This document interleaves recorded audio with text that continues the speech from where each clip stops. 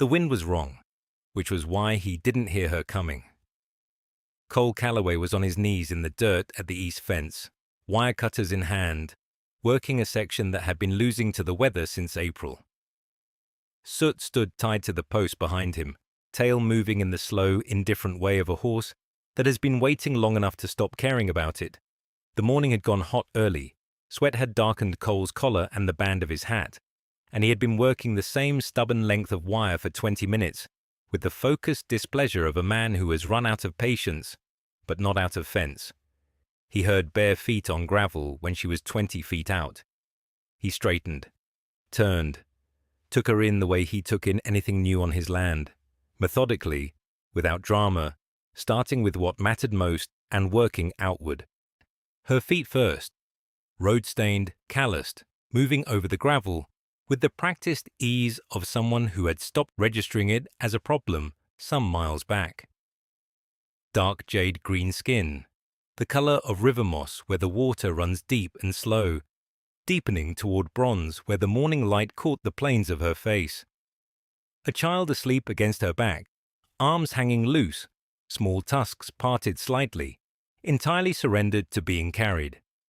A roll of tools under her left arm, the canvas worn and retied with different cord in 3 places.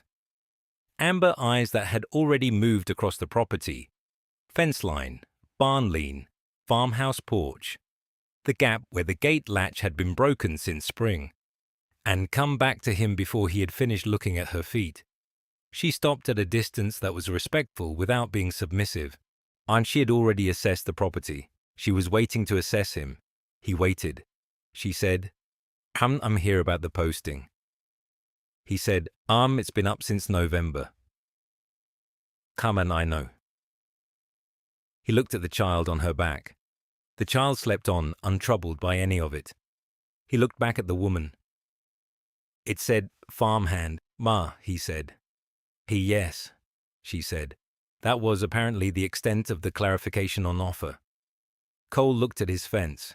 He looked at her hands, the left one holding the tool roll, the right one resting at her side, 2 fingers bent inward at the second joint, where they had healed wrong.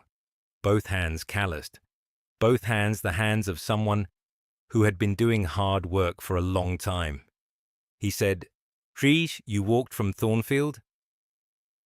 South of Thornfield. The wagon broke an axle. He did not ask whose wagon. The shape of that answer was clear enough without asking. 11 miles, he said. Closer to 12, she said. Your gate latch is broken. Has been since spring. She looked at it. She looked at him. She did not say anything about it, which he found in a distant way refreshing. The east fence needed another 3 hours of work. The barn door had been hanging wrong since July. He had 40 head of cattle, 1 horse, 1 mule, a farmhouse with a porch that needed replanking, and a fence line that had been making its feelings known about the past 2 winters for going on 8 months. He had posted for a farmhand in November. It was now late August. He had not thought much about the posting since. That was about to change. He said, There's a bunkhouse, 2nd room small, has a cot. She said, Well, how long is the work? Through harvest, maybe into October, depending. Rate? He told her. She was quiet for a moment, not hesitating he would come to understand, calculating which was different. How long is the posting been up? She said. Not a question. A fact stated, with a pause after it. 9 months, he said. She looked at the fence. She looked at the barn. She looked at him with those amber eyes that had already filed everything away and were now waiting on the one remaining variable. He asked, Roy, how long are you looking to stay? She said, Temporary is all I've ever had. She said it flat, matter of fact, the way you'd say the sky was overcast or the road was long. She was not complaining. She was not asking for sympathy. She was warning him not to build expectations around permanence, and not because permanence had never been part of any arrangement she'd been in, and she saw no reason to pretend otherwise. He nodded once. He said, In seasonals what I posted for. She said, and then we understand each other. He showed her the bunkhouse. The second room was small. He had not been wrong about that. With a cot and a window that faced east and a hook on the wall that had been holding a coil of rope for 2 years. He took the rope down and set it outside. She stood in the doorway and looked at the room with the same systematic attention she had given the property. The child on her back stirred, made a sound, and went back to sleep. "It'll do," she said. He left her to it. The afternoon went. Cole finished the east fence section, fed the cattle, checked on Soot, and did not think about the woman in the bunkhouse any more than was strictly necessary, which was more than he would have preferred. She had come out once in the late afternoon, without the child, and walked the fence line from the east corner to the north post and back again. She had not spoken to him. She had looked at the fence the way he imagined a doctor looked at a patient, not with feeling, but with assessment. She had gone back to the bunkhouse. The child had appeared at some point and introduced herself to the mule. Cole had heard this from 20 yards away. The child had said, "Raid, hello, I'm going to call you Bucket." The mule had said nothing. The child had apparently taken this as agreement. Cole had not corrected the name. He wasn't sure why. It seemed like the kind of thing that was already decided. But dusk came in fast the way it did in late summer, the light going amber and then gone. Cole went inside, washed his hands at the basin, and put the kettle on. He set out 2 cups, the habit of 3 years, the habit he had not broken and did not examine, and then, in the same motion, without thinking, set out a 3rd. He stood looking at it. The kettle began to steam. Outside, the basin had gone dark and quiet. The cattle settled, the mule in the barn, the bunkhouse window showing a thin line of light under the door. 3 cups on the table. 2 of them had always been there. The 3rd was new. He did not move it. He turned off the lamp, went to bed, and left all 3 where they were. Before he turned in, he went to the storage room off the kitchen and found Nessa's work boots on the shelf where they had been for 3 years. He stood there a moment. Then he picked them up and carried them outside and set them on the step in front of the bunkhouse door. No knock, no note. He went back inside. They were the only pair that might come close to fitting. They were too narrow. He knew that. He left them anyway. Nessa's boots were too narrow. Vara had known that before she laced them. She laced them anyway, left the top 2 hooks undone, and went to work. The fence line ran east from the gatepost, sagged in 3 places, and had a section near the creek bend where someone had patched a break with the wrong gauge wire, and the whole thing had been slowly failing ever since. Vara found this section first. She stood looking at it for a moment. Not long, just long enough to understand the problem, then went to the barn for the wire coils she had seen hanging on the south wall the night before. Cole was at the water trough when she came back out. He had his back to her. She did not announce herself. She went to the fence. She worked from the creek bend west, pulling the failed patch, resetting the tension, splicing clean. The wire cutters in the barn were good ones, well balanced, the pivot tight, no wobble in the joint. Someone had maintained them carefully and then, at some point, stopped. The blades were still sharp. The handles were wrapped in leather that had dried and cracked at the edges. She noted this and kept working. Pip lasted approximately 1 hour at her side before the mule in the barn became more interesting than fence repair. Vara heard her go. She did not call her back. Or 20 minutes later, from the direction of the barn, "His name is Bucket." Vara kept her hands on the wire. From the same direction, Cole's voice, flat and uninflected. "That's so." It was not a question. Vara almost smiled. She did not. By mid-morning she had reset 4 posts, retensioned 60 yards of line, and replaced the failed section entirely. The fence was not beautiful. It was correct. She moved on to the gate hardware, which had been hanging wrong. The upper hinge seated at the wrong angle, throwing the whole weight of the gate onto the lower pin, which was why the gate dragged and why the lower pin was going to shear within the season if nobody addressed it. She pulled the upper hinge, reset it, rehung the gate, and swung it twice to test. It swung clean. She became aware, at some point during the second swing, that Cole had stopped moving. She did not look at him. She tested the gate a third time, then set the wire cutters on the post and turned around. He was standing about 15 yards off with a bucket of feed in one hand and an expression she could not read. He had been watching for a while. She could tell by the way he was standing, not the posture of a man who had just arrived, but of a man who had been still long enough to settle into the ground a little. She waited.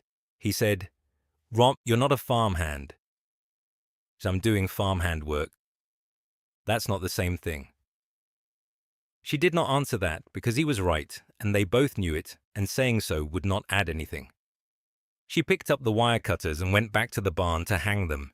He paid her before noon.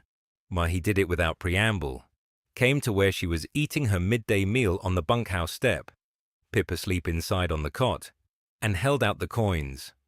Hard coin, not scrip. She looked at his hand, then took them. They were heavier than she expected. She looked down at her palm, the crooked fingers and the straight ones, the coins sitting across both without distinction, and did not speak for a moment. Pip appeared in the doorway behind her, rubbing her eyes, and looked at the coins with the focused attention of someone who has recently learned to count. 1, she said.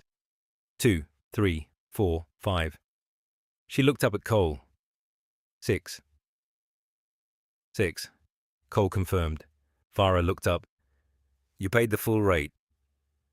"That's what the posting said." She held his gaze for a moment.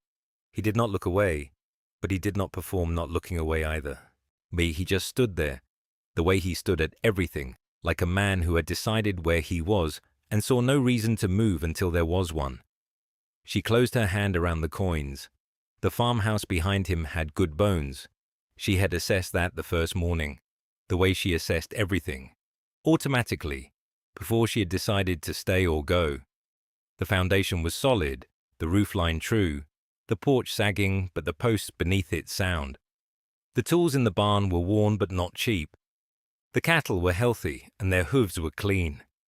The fence, before she had touched it, had been losing ground for at least a year, maybe 2, but the wire itself was good wire and the posts were the right wood, and someone had originally built it to last. She thought about this while she put the coins away. That afternoon, Delia Marsh said something similar, though she said it the way Delia said most things, sideways, while doing something else. Vara had walked to town for salt and found Delia behind the post counter sorting freight manifests with the focused efficiency of a woman who had long since stopped being impressed by anything. "Callaway spread," Delia said, when Vara told her where she was working. Not a question. She stamped a manifest without looking up. "Best kept fence line in the basin."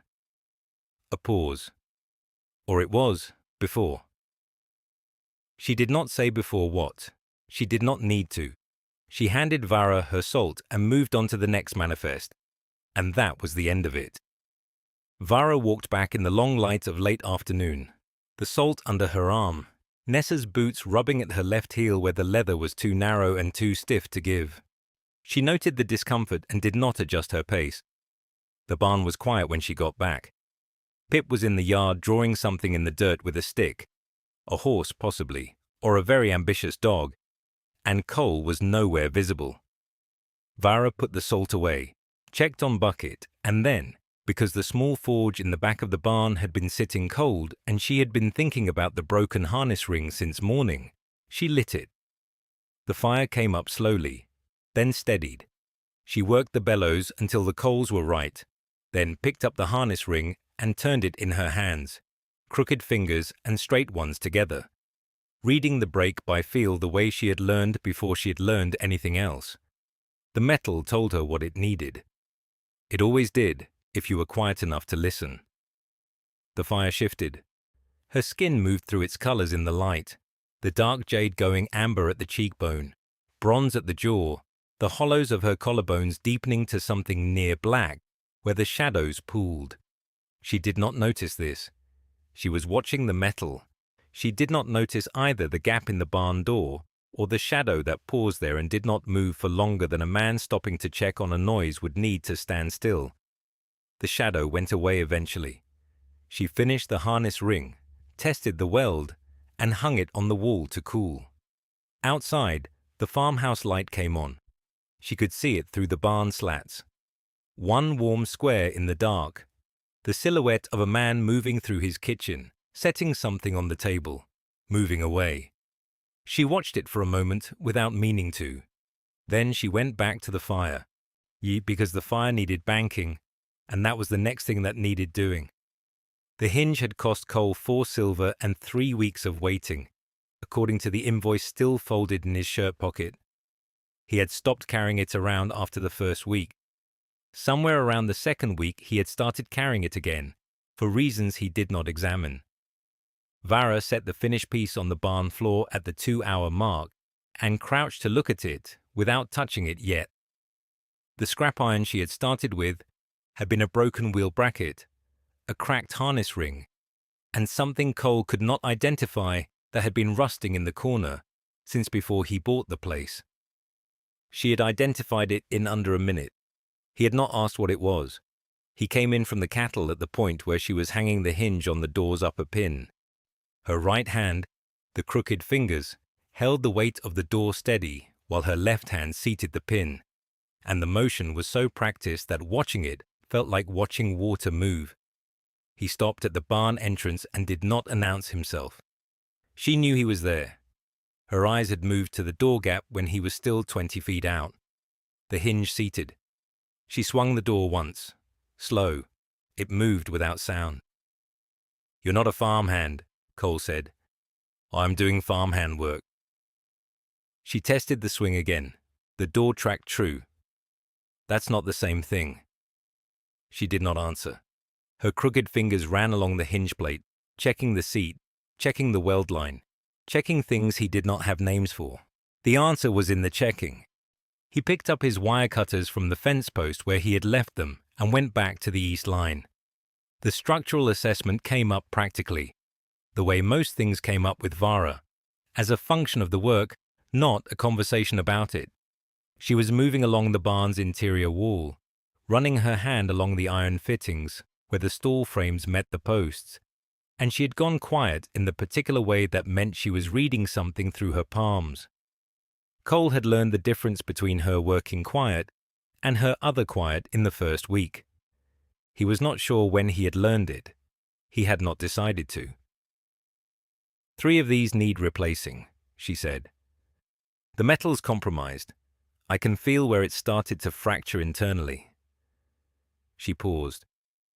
"Cost me a headache. Prolonged contact with metal that far gone. But better to know." Cole looked at the fitting nearest to him. It looked fine. "How long have they been like that?" "Long enough." She moved to the next one. "I was the handsmith for 3 settlements, before." He waited. "Before what?" he said. "Before I was included in a trade contract." She said it the way she said most things. Flat, declarative, a fact being filed rather than offered. Her hand was still on the fitting. Her eyes were on the wall. Cole looked at the iron bracket. He looked at the wall.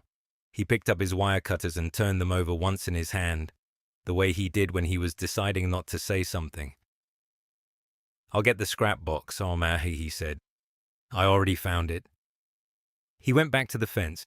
Pip fell asleep on the porch at dusk the way she did most things, completely, without warning, and in an inconvenient location.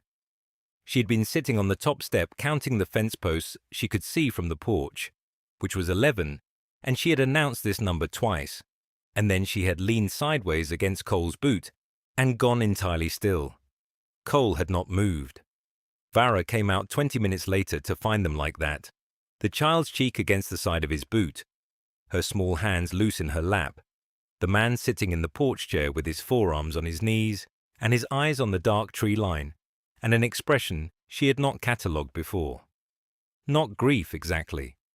Not the closed-off look he wore when he passed the door at the end of the hall without looking at it. Something quieter than that. Something that had been allowed to come to the surface because no one had been watching. She had been watching. Vara came down the steps carefully, her weight distributed so the boards did not creak. She crouched and gathered Pip against her chest. The child made a small sound and resettled, fingers curling into Vara's collar, and straightened without using her hands on the railing. Cole said quietly, to no one in particular, "She's good company." Vara stood on the bottom step with Pip's weight warm and solid against her. The tree line was dark. The cattle were settled.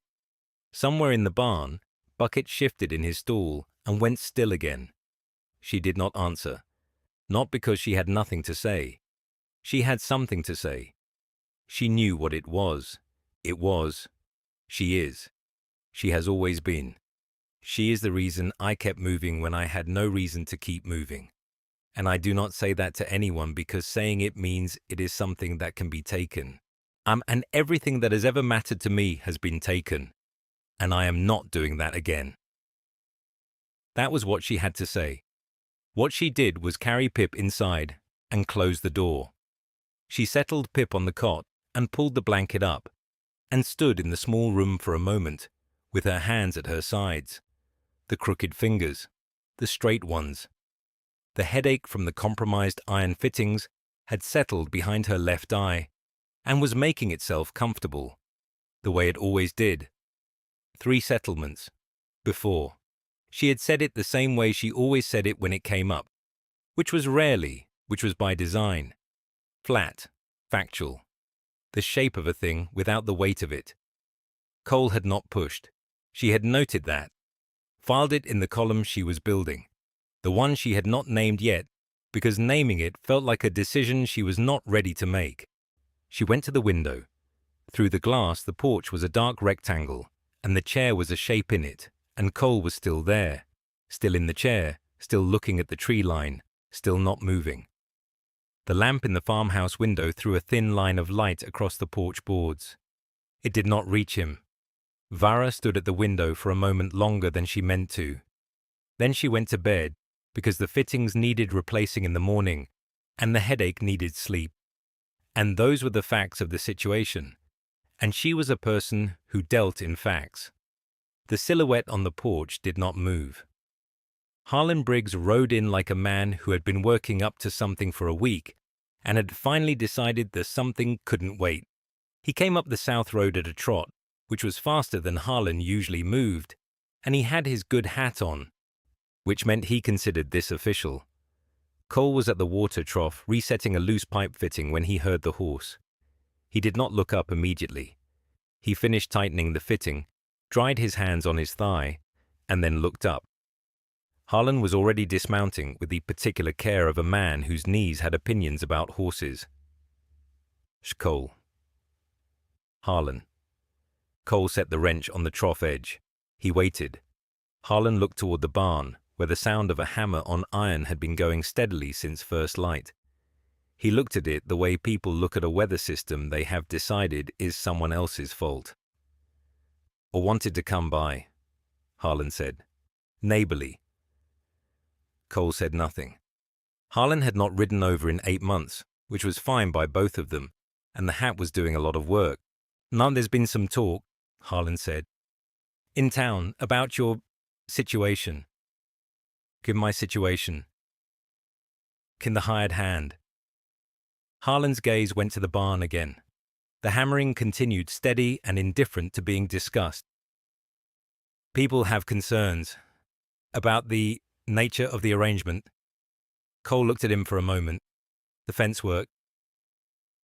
Not the fence work, Cole. The cattle. Harlan's jaw tightened. You know what I mean.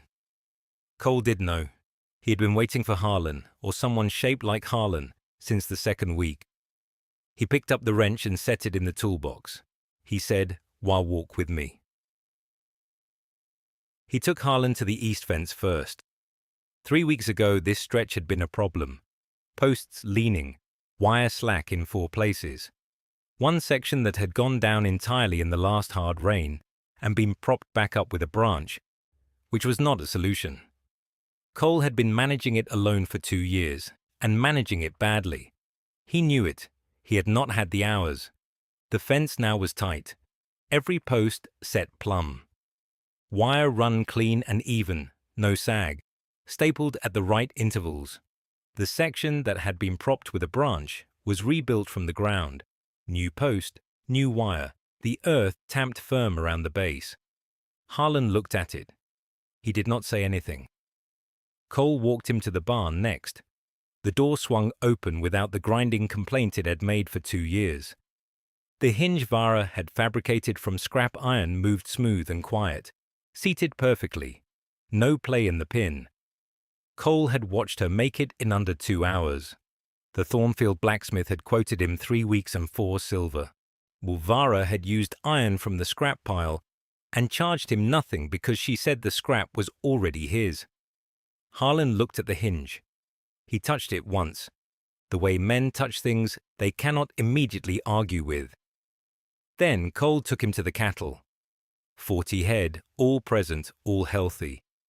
The 2 that had been moving stiffly when Vara arrived, she had identified the problem in the first week, something in the pasture drainage that was causing joint trouble in the older animals. A fix that required redirecting 12 feet of water flow and cost an afternoon, were moving easy now. She had known what it was before Cole had finished describing the symptoms.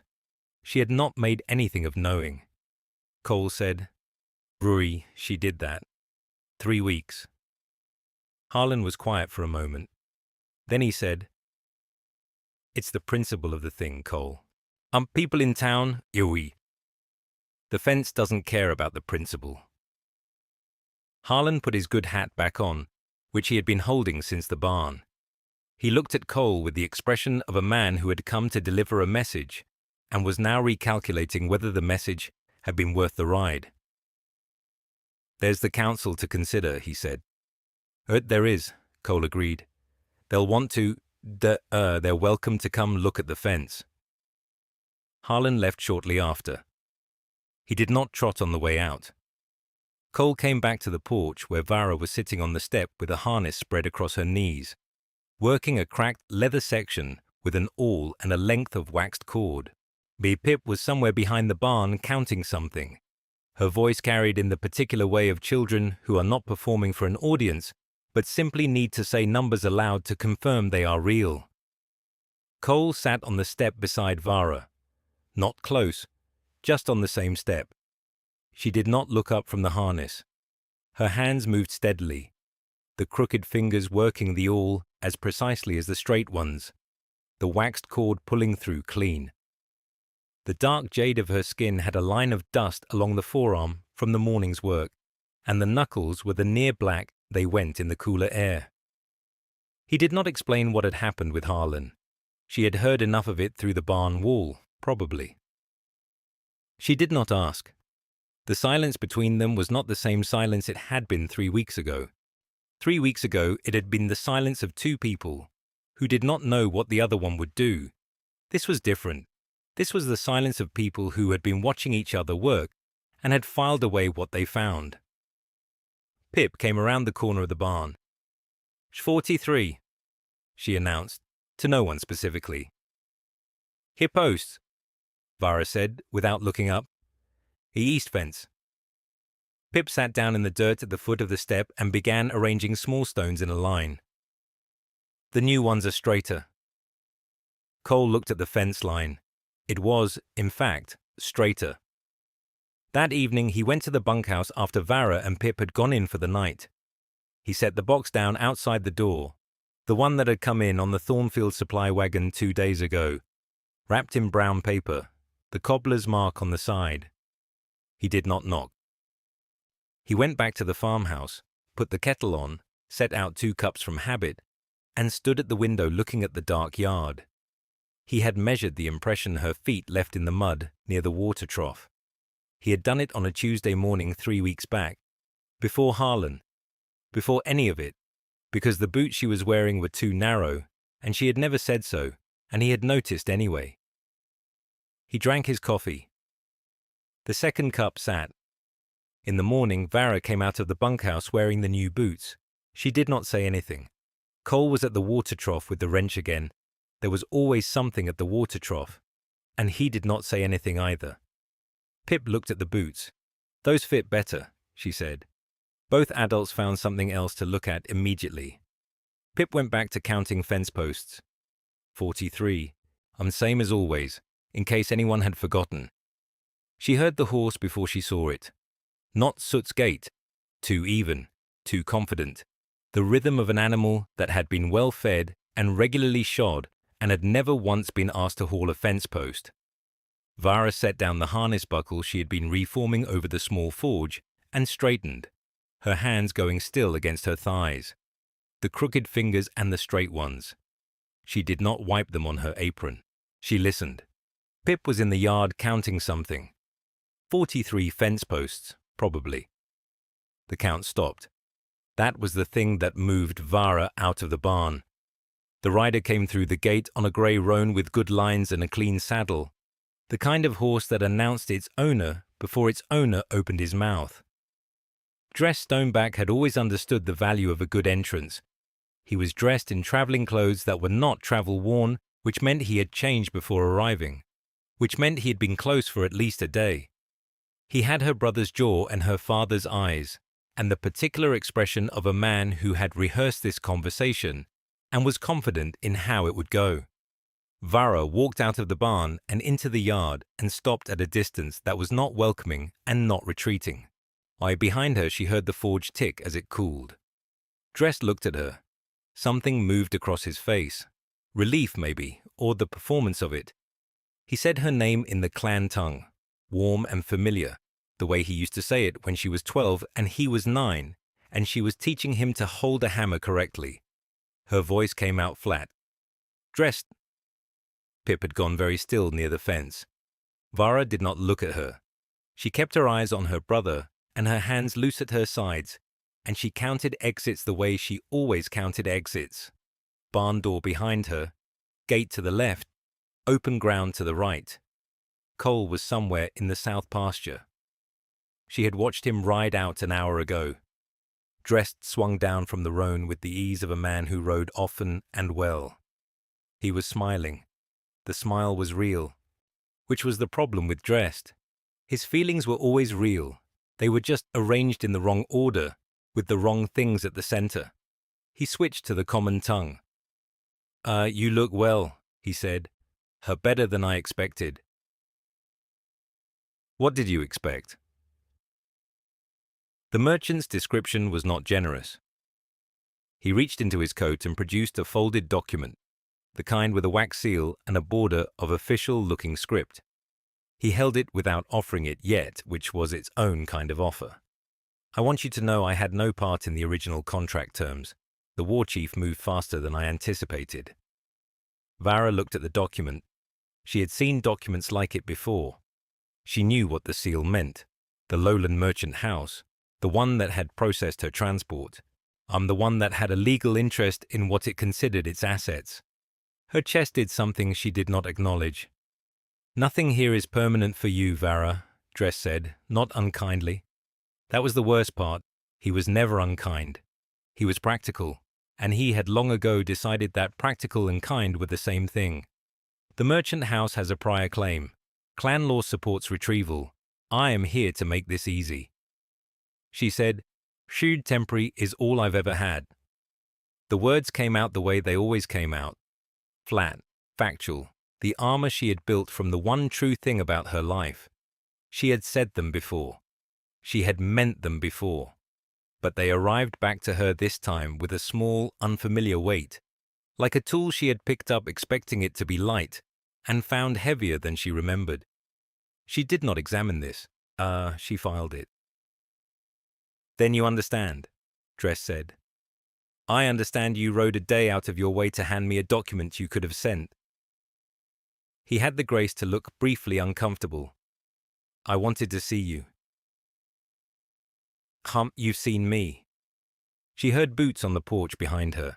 She had not heard Cole come back across the south pasture, which meant he had come back quietly, which meant he had seen the horse and made a decision about how to approach. She did not turn around. She kept her eyes on Drest and listened to the sound of Cole crossing the yard. Unhurried, no change in pace, the particular weight of a man who owned the ground he was walking on. Cole came to stand beside her. Not in front. Beside. He looked at Drest the way he looked at fence damage, assessing, without drama, already calculating what it would take. Drest extended the document towards him. Cole Calloway, I've heard of the Calloway spread. I want you to know this is not a dispute with you personally. The retrieval order is lawful and the merchant house is prepared to get off my land, Cole said. Not loudly, not with any particular heat. The way he said most things. The minimum number of words, meaning the maximum number of things. Drest blinked. He was a man accustomed to conversations that followed the shape he gave them. So, Mr. Calloway, if you'll review the document, you can leave the document. Cole looked at it. Or not. Your choice. Drest looked at Vara. Something moved through his expression. Not guilt exactly, but the shadow of a shape that guilt might cast. He set the document on the fence post nearest him, which was the closest thing to a dignified exit available to him, and he took it. He mounted the roan. He looked at Vara one more time. I'll be in Thornfield, he said. When you're ready to be reasonable. Vara said nothing. She watched him ride out through the gate and down the south road until the sound of the roan's hooves faded into the general noise of the afternoon.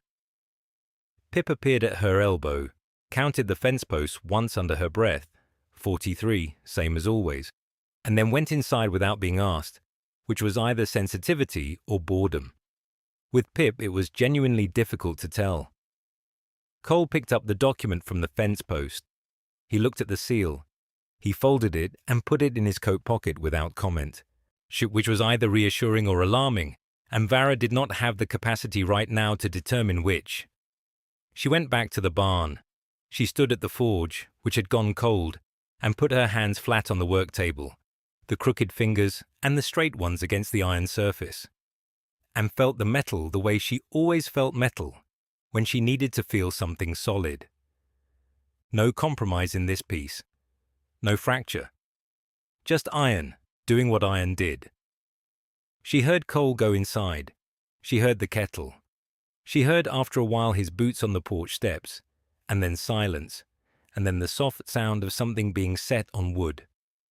She came out of the barn 20 minutes later because she needed air and not for any other reason.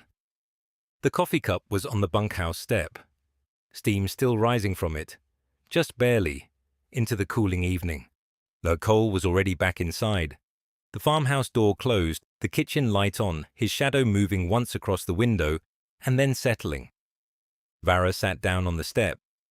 She picked up the cup with both hands, the crooked fingers and the straight ones finding the warmth together, and she held it and did not go inside. The basin spread out in front of her, going dark at the edges. The fence line ran clean and straight to the east, 43 posts. The barn door swung true on its new hinge.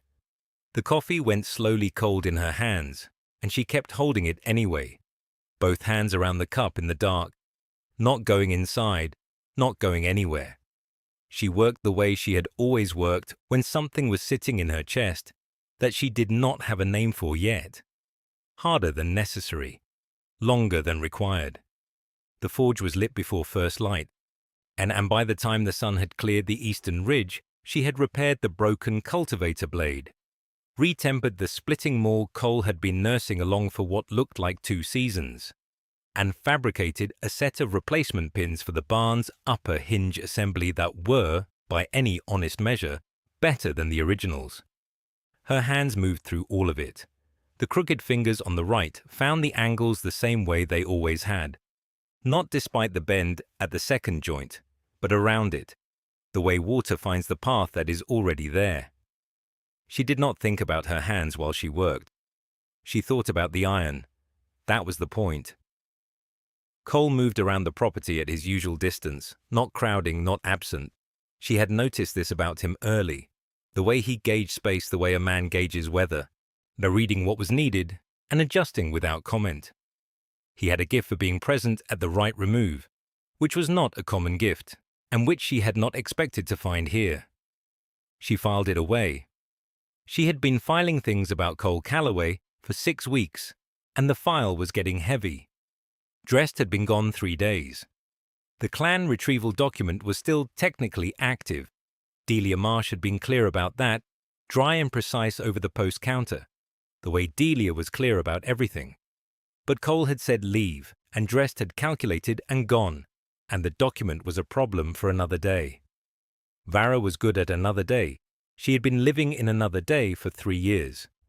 What she was less good at was the thing Drest had said before he left. Nothing here is permanent for you. Ah, Vara. She had answered him with the old words, the true words, the words that had kept her moving since the merchant's wagon had rolled out of the Stoneback settlement, with her tools, and Pip, and nothing else. The words had come out flat and correct, and she had believed them when she said them. She had believed them. She was less certain now, which was its own kind of problem. At mid-morning, Cole came by the forge with a cup of water, set it on the post beside her without a word, and went back to the cattle. She drank it. She went back to the iron.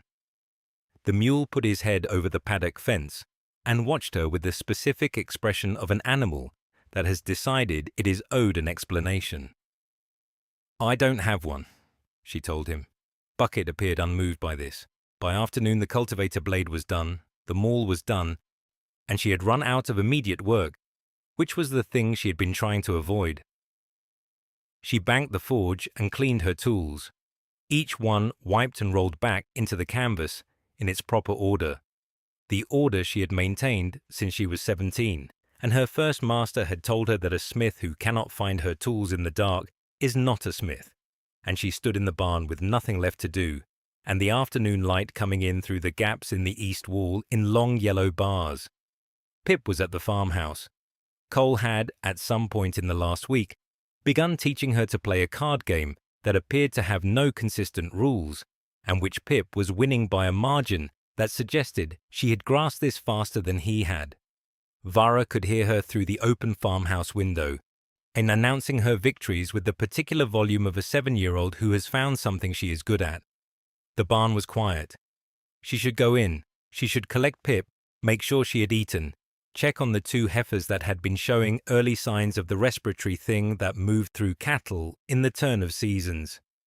She should do the next thing, and the next thing after that, because that was how you got through. She was standing there, not doing any of it, when she saw the rack. It was on the wall to the left of the forge, the interior wall, the one she faced when she worked. Iron, hand-hung, the brackets set into the wood with the kind of care that meant someone had measured twice and thought about it before the first nail went in. 8 hooks, spaced in 2 rows. She looked at the spacing. She looked at her rolled canvas on the workbench. She looked at the spacing again. She unrolled the canvas. The tools lay in their order.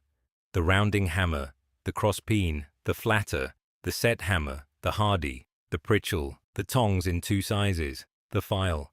She looked at the hooks. She looked at the tools. She picked up the rounding hammer and held it next to the first hook. The spacing was exact, not approximate, not close. Exact. The distance between hooks matched the width of each tool with the kind of precision that required someone to have measured the tools themselves, individually, and then transferred those measurements to the wall. She had not given Cole her measurements. She had not shown him the canvas unrolled. She had not mentioned the rack, had not asked for a rack, and had not thought about a rack because she had never had a wall long enough to put one on. He had measured her tools without her knowing. He had built the rack without telling her. He had hung it on the wall she faced every day and said nothing about it. She stood in the barn for a long time. The mule breathed. Outside, Pip announced another victory. The afternoon light moved across the floor in the slow way of light that has nowhere particular to be. Vara looked at the hooks. 8 of them, iron, spaced exactly right, waiting with the particular patience of things that have been built to last. Someone had decided, in the privacy of their own thinking, that her tools deserved a permanent place on a wall, had decided it and done it and not said a word, because that was how he did everything that mattered. She thought about the boots outside the bunkhouse door, the cup of coffee set on the step in the dark, the full wage in coin, no scrip, no ceremony. She thought about the word permanent, which was not a word she had applied to anything in 3 years, and which was moving through her now like water finding the path that was already there. Her hands were still holding the rounding hammer, the crooked fingers and the straight ones both, wrapped around the handle. She set it down carefully on the workbench. She did not hang the tools yet. She was not ready to hang the tools yet. But she stood in the barn doorway for a long time with the rack behind her and the hooks exactly right, and the mule breathing in the dark, and she did not go inside. Delia Marsh ran the post counter the way she ran everything, without ceremony and without waste. She had a face that had stopped being surprised by anything approximately 30 years ago, and she applied it equally to late mail, short payments, and the sight of an Orc woman standing in her doorway on a Wednesday morning with mud on her boots and a look that said she already knew something was wrong. "He came in Monday," Delia said. She did not look up from the ledger she was closing. "Sat in that chair, drank my coffee, which I did not offer, spent about 40 minutes with a man from the Lowland Merchant House, and a document I was not invited to read." She set the ledger on the shelf behind her. "Then he left, and your employer came in Tuesday morning and spent considerably more than 40 minutes with a different document, which I was invited to witness." Vara stood at the counter. Her hands were still, the crooked fingers resting flat on the wood, the straight ones beside them. "What document?" she said. "Contract dispute. Formal contest of the retrieval order." Delia looked at her directly for the first time. He paid the filing fee himself. He paid the advocate's retainer himself. He did not ask me whether any of this was a good idea, which is fortunate, because I would have told him it was expensive, and he would have done it anyway. Outside, the Thornfield Main Road was quiet. A cart moved past the window. Pip was waiting on the step with instructions to stay there and count the wagon wheels, which would occupy her for at least 10 minutes, and possibly the rest of the morning depending on traffic. Vara said nothing for a moment. The counter was smooth under her palms. Old wood, worn pale at the edges. How much?" she said. Delia told her. The number was not small. It was the kind of number that made a dent in accounts that could absorb a dent, which meant Cole Calloway's accounts could absorb it. But it was not nothing. It was a season's worth of not nothing. "He didn't tell me," Vara said. No, Delia agreed. Or he didn't. She found him at the east fence, of course she did. The same post, the same wire, the same lean of a man who had been working this particular stretch of land for long enough that the land had started to lean back. He had his back to her when she came up the road, and he did not turn around until she was close enough that turning around was unavoidable. She said, "Well, you didn't have to do that, E." He said, "Well, I know." The wire cutters were in his right hand. He set them on the post without looking at them, which was either confidence or habit, and probably both. "Why did you—" she said. It was not quite a question. She had learned, in 7 weeks, that questions aimed directly at Cole Calloway tended to glance off. Statements landed better. He looked at the fence for a moment. The east line ran straight now. Tight wire, post set clean, the whole stretch mended from the corner to the water trough and back. She had done most of it in the first 2 weeks. He had done the rest. "Because you fixed my fence," he said. It was not the whole truth. They both knew it was not the whole truth.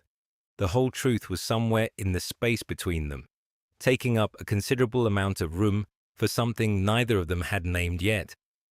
But it was not nothing either, what he had said.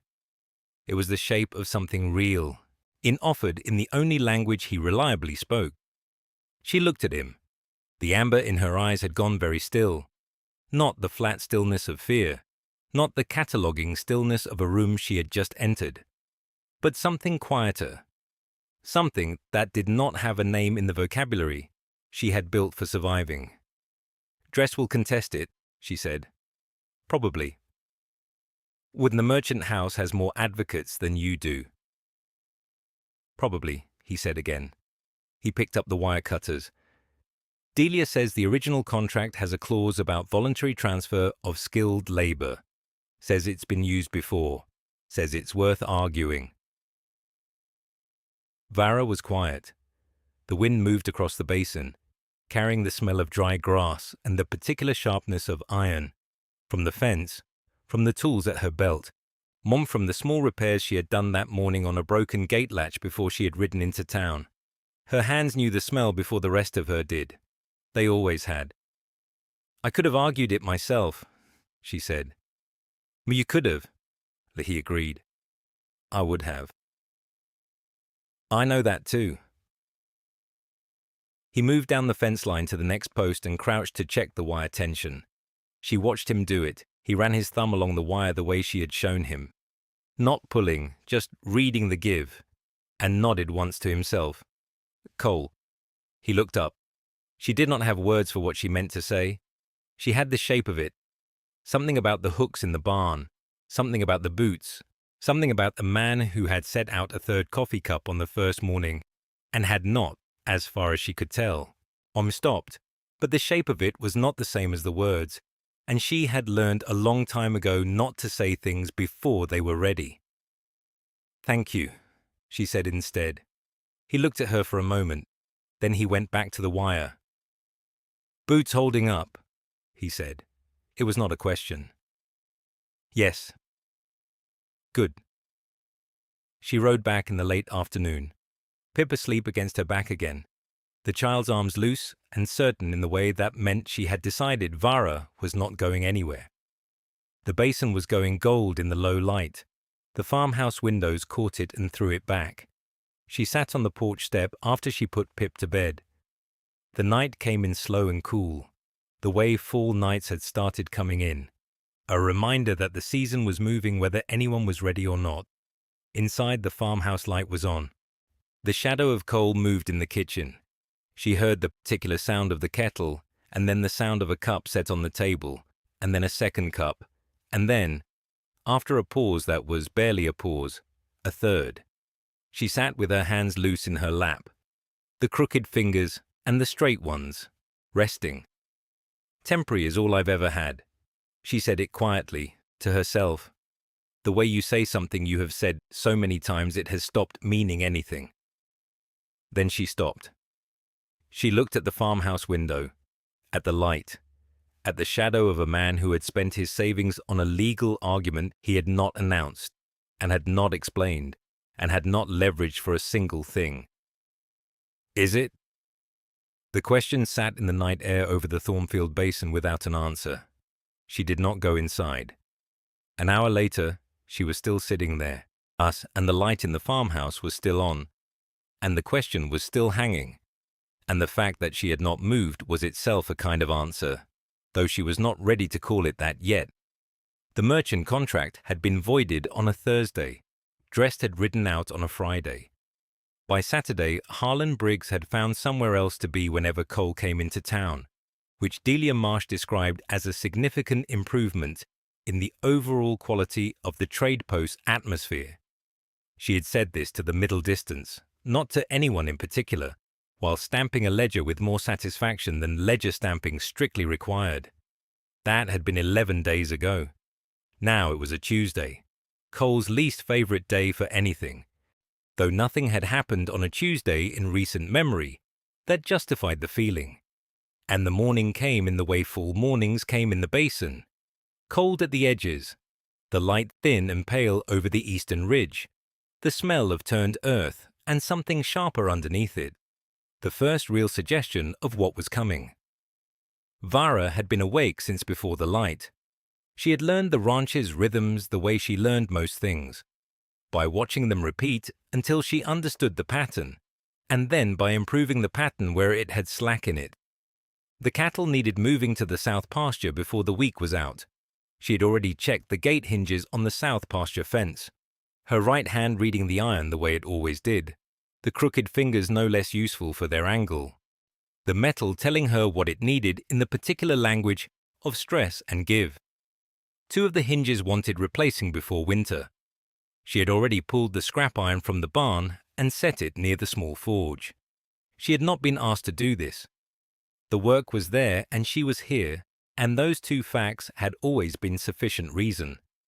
Cole came out of the farmhouse at first light and fed the cattle. He did not look toward the bunkhouse. He did not look toward the barn. He moved through the morning the way he moved through all mornings, steadily, without announcement, the work proceeding from his hands as though it had always been there waiting for him to arrive and collect it. Inside, on the shelf above the stove, 3 coffee cups sat in a row. He had set them out before he came outside. He had not paused when he set the 3rd one down. The pause had been gone for weeks now, replaced by something that did not have a name yet, but did not require one. Pip counted the fence posts from the porch at 8:30, which was 43, same as it had been every morning since she had first counted them in week 2, and established the number as a kind of fixed truth about the world. She announced this to the basin generally. The basin did not respond. She considered this acceptable and went to check on Bucket, who had opinions about the cold mornings and expressed them at length to anyone who came within earshot. Vara worked through the morning. She repaired the south pasture hinges. The forge work was clean and quick, the metal doing what she asked of it, but the crooked fingers moving with the same precision they had always moved with, the same precision they would always move with regardless of what they looked like. She reset the gate. She tested the swing. She moved the cattle through and latched it behind them, and stood for a moment watching them settle into the new grass, the way cattle moved when they were not worried, which was a thing she had come to find quietly satisfying in a way she had not expected. At noon she sat on the porch step. The basin spread out in front of her, the mended fence line running east to west, the barn door swinging true on its new hinge, the south pasture full and the cattle moving slow and unhurried in the pale fall light. She had done most of that. Not all of it, but most of it. She was aware of this the way she was aware of most things, factually, without drama. She took off her boots. It was a habit, letting her feet breathe at midday, the cold boards of the porch step under her soles, the particular relief of it. She set the boots beside her. They were good boots. The cobbler in Thornfield had made them well, and they had held up through 8 weeks of hard use without complaint, which was more than she could say for most things she had been given. She sat with her bare feet on the cold step, and looked at the basin, and did not think about anything in particular, which was itself a thing she had not been able to do for a very long time. She was still sitting there when Cole came out of the barn. He stopped when he saw her. Not dramatically. Cole did nothing dramatically, but he stopped. Be it the way a man stops when he has come around a corner and found something that requires a moment of recalibration. He looked at her sitting there barefoot on the porch step with the basin behind her, and the boots set neatly to one side, and something moved across his face that was not quite an expression, and was not quite the absence of one. Vara looked up at him. Her eyes were warm all the way through. Not cataloguing, not measuring the distance to the gate or the angle of his hands, or the particular quality of his stillness. Just looking at him, the way she had been slowly learning to look at things that were not threats, which was a skill she was still acquiring, but had been making reasonable progress on. She said, "I'll need boots that fit if I'm staying through winter." Cole looked at her for a moment. Then he said, "Thornfield has a cobbler." She said, "Wakase, I know." Neither of them said anything else. The silence sat between them in the particular way of silences that do not need filling. Not the silence of 2 people who have run out of things to say, but the silence of 2 people who have said the thing and are allowing it to be said. Vara reached down and picked up the boots. She put them back on. She laced them and stood and went back to the barn, because the afternoon work was waiting, and she had always been a person who did the afternoon work. Cole stood on the porch for a moment. Then he went back to the barn.